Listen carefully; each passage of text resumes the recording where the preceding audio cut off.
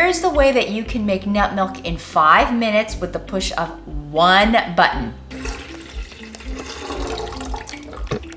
Now this goes on top and it is connected to this gasket right here, and it has a little thing here that says lock. But basically what you're gonna do, this is where you're gonna put your nuts. So you're gonna just twist this off and then put your nuts right in here.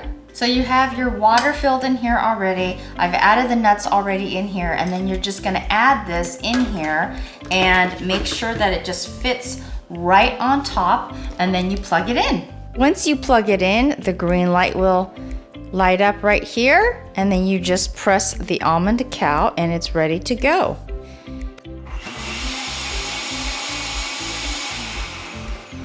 Then when it's done, you just pour it right into your milk jug.